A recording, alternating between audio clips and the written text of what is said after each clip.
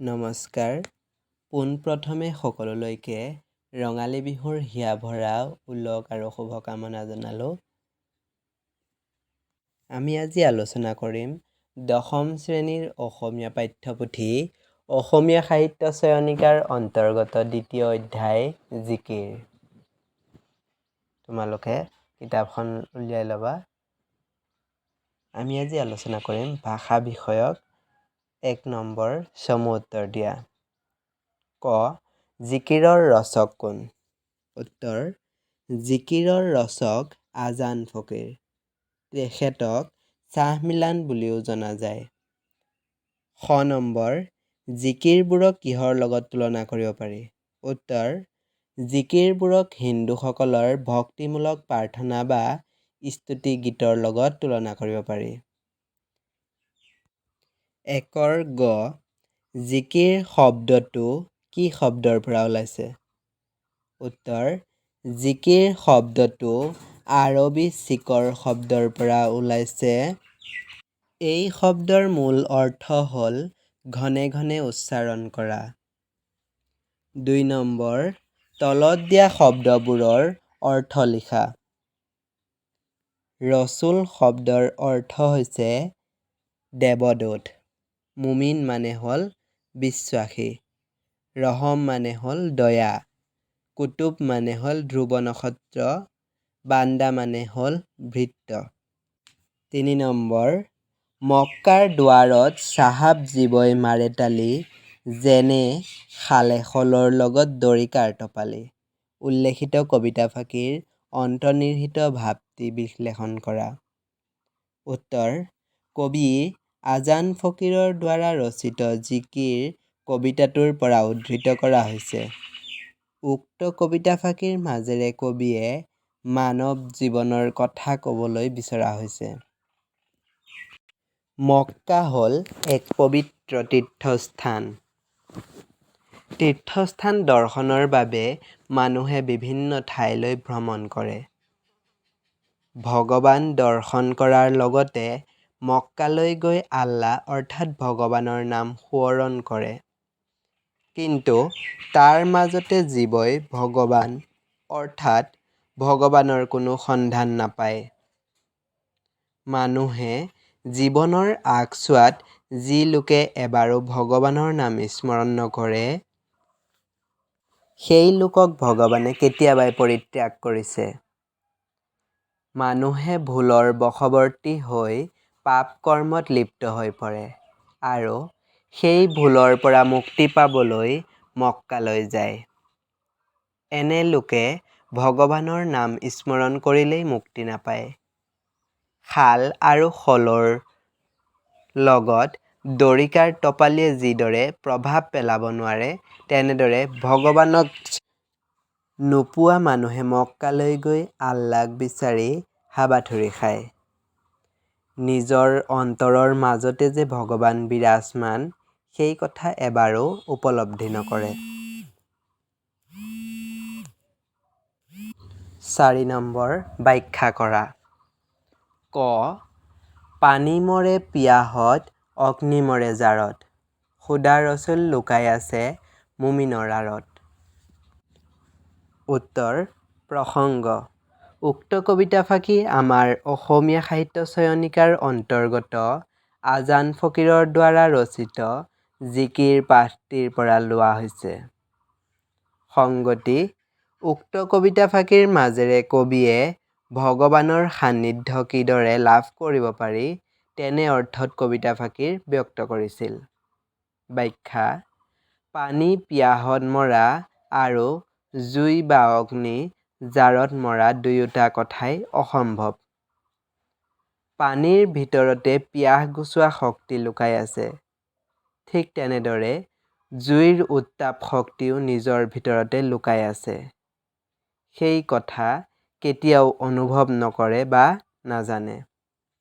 ঠিক একেদৰে মানুহৰ ভিতৰতে ভগৱান বিৰাজমান, সেই কথা কেতিয়াও অনুভৱ নকৰে।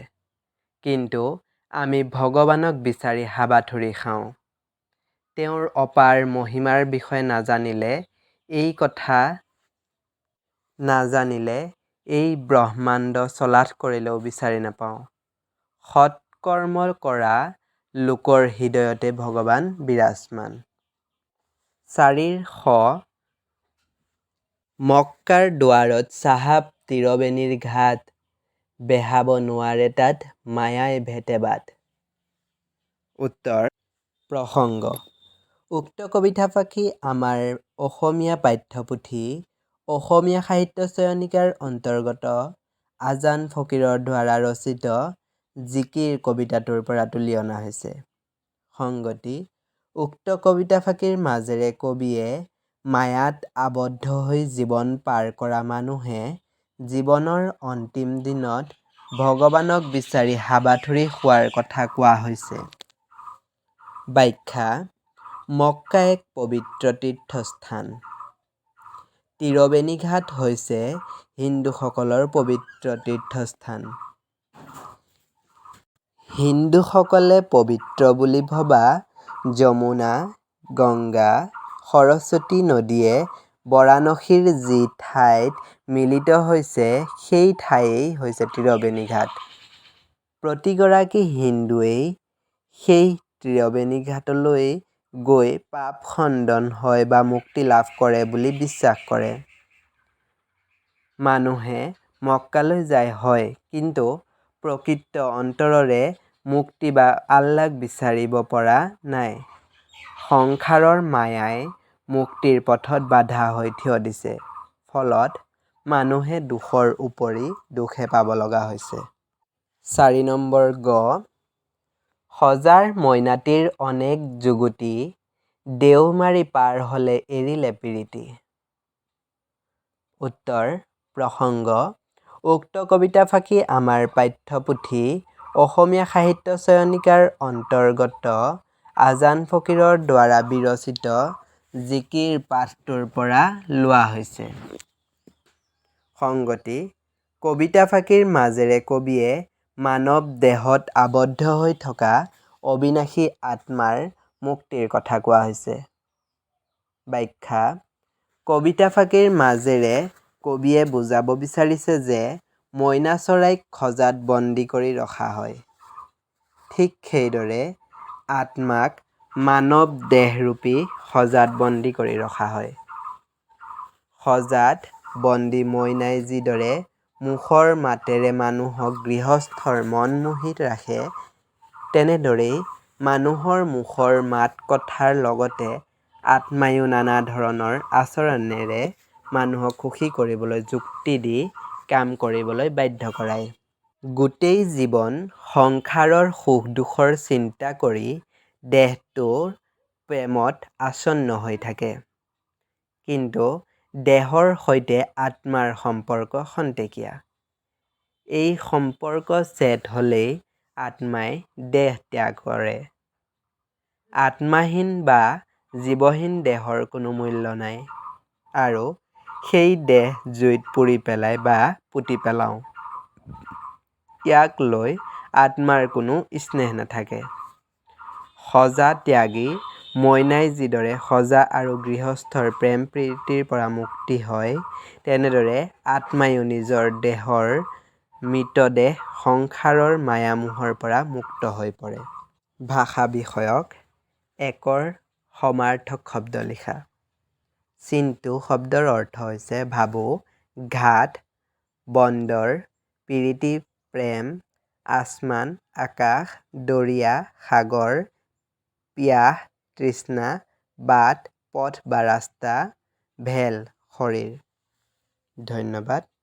আকৌ এটা ভিডিঅ'ত আকৌ লগ পাম। আজিলৈ তোমালোকে এইখিনি শিকি থবা।